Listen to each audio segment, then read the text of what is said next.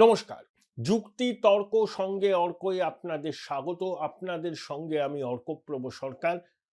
প্রতিবেদন শুরু করার আগে আপনাদের কৃতজ্ঞতা জানাই। যেভাবে আপনারা আমাকে সহায়তা করছেন, আশা করি আগামী দিনেও আপনাদের এই সহায়তা থেকে বঞ্চিত হব না। আপনারা যে ডিভাইসেই আমার অনুষ্ঠান দেখুন না কেন, সাবস্ক্রাইবার বাটনের পাশে থ্যাঙ্কস বাটন আছে, তাতে ক্লিক করলেই সুপার থ্যাঙ্কস এবং আপনাদের সহায়তা সরাসরি আমার কাছে পৌঁছে যাবে। শিরোনাম কি দিয়েছি? ধমকে চমকে আর কাজ হবে না। দেখুন, এসআইআর তখনও শুরু হয়নি। বিহারে এসআইআর এর ঘোষণা হয়েছে জুন মাসে। সবাই আমরা জানি যে পশ্চিমবঙ্গে এসআইআর হবে এবং সারা ভারতবর্ষে হবে। ওই সময় 2025 সালে জুন টুন মাসে মুখ্যমন্ত্রী বোলপুরে একটা প্রশাসনিক সভায় গিয়েছেন। সেখান থেকে তিনি বিএলওদের চমকাতে শুরু করলেন।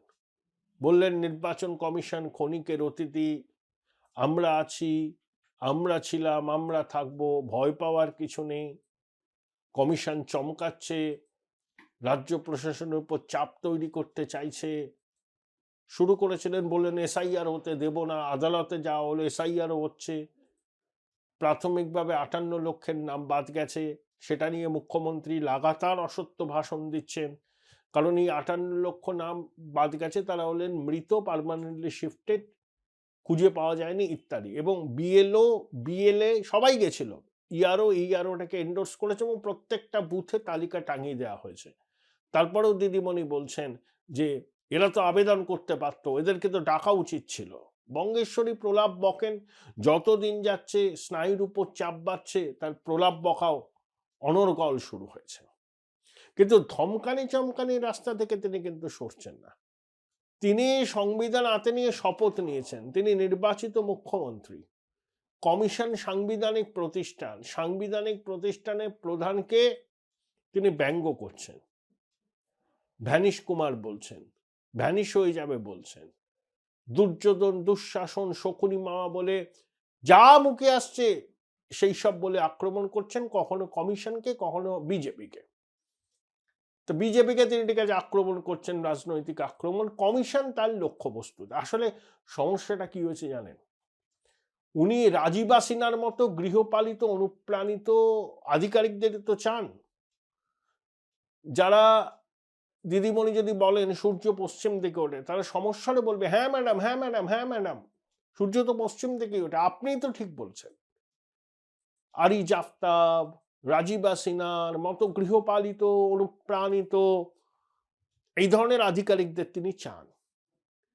তারাই তার রাজ্য পাটকে টিকিয়ে রেখেছিল এতদিন। কিন্তু কমিশন এখন সংবিধান মেনে আইন অনুযায়ী পদক্ষেপ করছে। এসআইআর তাদের সাংবিধানিক দায়িত্ব, ব্যাস দিদিমণি ক্ষেপে লাল।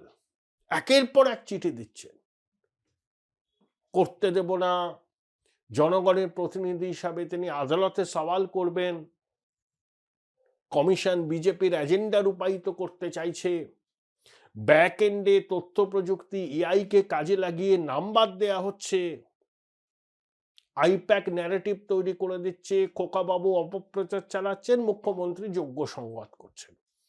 পুরোটাই স্ক্রিপ্টেড বাই আইপ্যাক।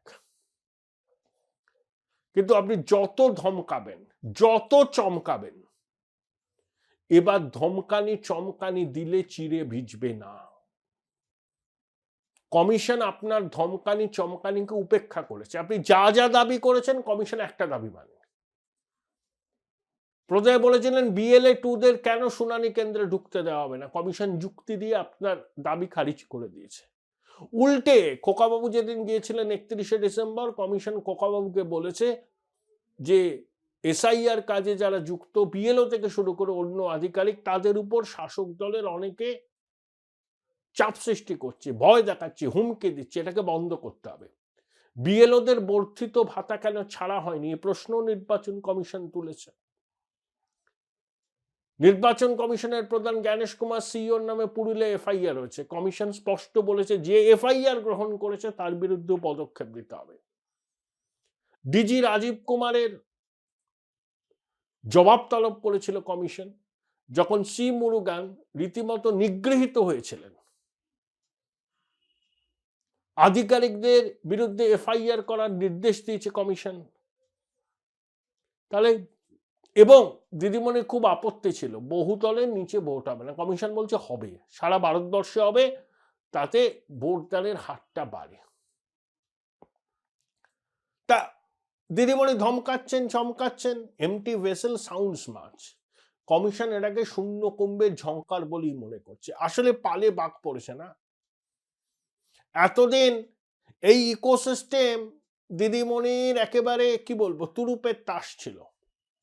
এই BDO, SDO, DM, SP, SDPO, civil administration এবং পুলিশ অ্যাডমিনিস্ট্রেশনের একটা বড় অংশকে তিনি কার্যত নিজের স্তাবকে পরিণত করেছিলেন। তিনি যা বলতেন এরা সেটাই রূপায়িত করত, দেখতো না দেশের আইন তাতে সঙ্গত করে কিনা। ওই যে আমরা বলি না, এখানে আইনের শাসন নেই, শাসকের আইন। এটা ভূতপূর্ব রাজ্যপাল পশ্চিমবঙ্গের জগদীপ ধনকর এই শব্দবদ্ধটা চালু করেছিলেন, জনপ্রিয় হয়েছিল। কিন্তু তিনি কি খুব ভুল বলেছিলেন? বঙ্গেশ্বরীর কথাই এখানে আমলাকুলের কাছে আইন। দেশের সংবিধানে কি লেখা আছে সেটা তাদের কাছে অতটা গুরুত্বপূর্ণ নয়। এই ইকোসিস্টেমকে এবার কমিশন ভাঙছে বলেই দিদিমণি রেগে উঠছে, খোকাবাবু রেগে উঠছে, আর ফলস ন্যারেটিভ ছড়াচ্ছে আইপ্যাককে নিয়ে। এই যে এতজন মারা গেছেন, মৃত্যু দুর্ভাগ্যজনক, প্রত্যেকটার জন্য এসআইআর দায়ী নাকি? এবং সেই মৃত্যুর কারণ, অপঘাতে মৃত্যু হলে তার ময়নাতদন্ত রিপোর্ট কমিশনে পাঠানোর কথা, পাঠিয়েছে জেলা প্রশাসন? কমিশন তো অনেকবার তাগাদা দিয়েছে, যদি ক্ষতিপূরণ দিতে হয় তাহলে তো একটা রিপোর্ট চাইবে, লাগবে। সেই রিপোর্টটাও দেয়নি। আসলে ন্যারেটিভ তৈরি করো, মানুষকে ভুল বোঝাও, মানুষের মনে আতঙ্ক তৈরি করো। ঠিক যেমন তিনি সিএ নিয়ে করেছিলেন, এখন বলেন না, কারণ সিএ বিধি প্রণয়নে অনেকে নাগরিকত্ব পেয়েছেন এবং পাবেন। এসআইআর কে এনআরসির সঙ্গে তুলনা করছেন, যা মুখে আসছে তাই। 94টা সামাজিক প্রকল্প আছে দিদিমণি, জন্ম থেকে মৃত্যু পর্যন্ত তার সরকার মানুষের পাশে আছে। মা মাটি মানুষ, মা আক্রান্ত, মাটিতে আজকে অনুপ্রবেশকারীদের দাপাদাপি। তা মা মাটি মানুষের সরকার এত জনমুখী প্রকল্প করেছে, 94টা নাকি, জন্ম থেকে মৃত্যু। তাহলে এত এসআইআর নিয়ে আতঙ্ক কেন? প্রশাসনের উচিত ছিল তো কমিশনকে সর্বতোভাবে সাহায্য করা, যাতে সাংবিধানিক প্রতিষ্ঠান তাদের সাংবিধানিক দায়িত্বটা পালন করতে পারে। কিন্তু ঠিক উল্টো করছেন বঙ্গেশ্বরী। এর থেকে বোঝা যায় তার ডেসপারেশন এবং একই সঙ্গে হতাশা, ক্ষমতা হারানোর হতাশা। 2024-এ তৃণমূল বিজেপির থেকে 40 লাখ ভোট বেশি পেয়েছিল, 58 লক্ষ নাম তো বাদ গেছে। যখন একেবারে সঠিক ভোটার তালিকা প্রকাশ হবে 14ই ফেব্রুয়ারি হবে বলে আমার অন্তত মনে হয়, এটা আমার পার্সোনাল অ্যাজাম্পশন, হতেও পারে।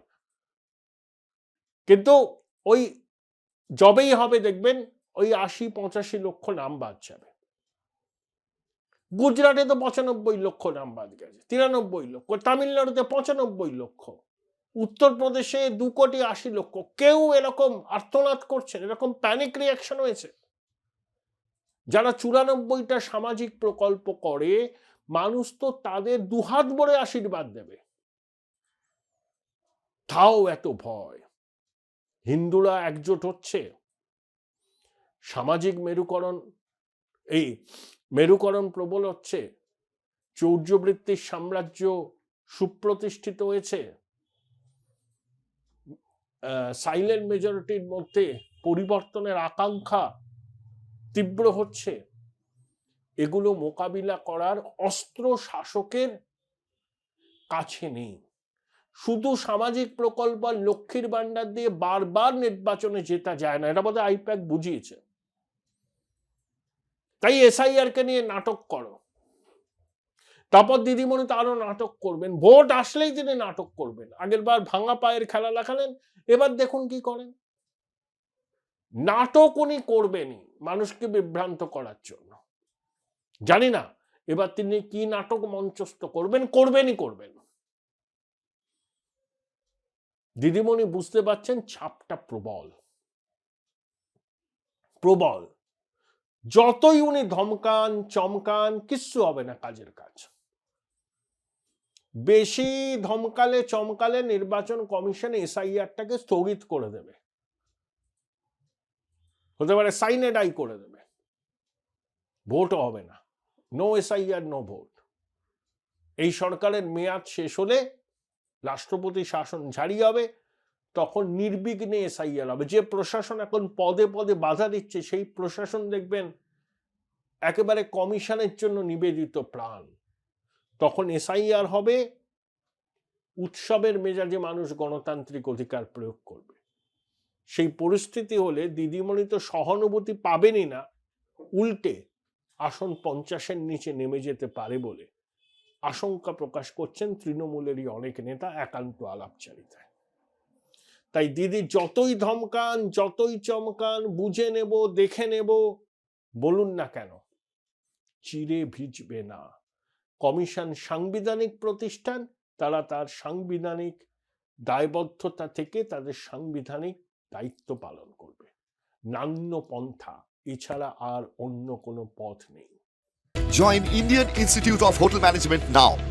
Right choice, right decision.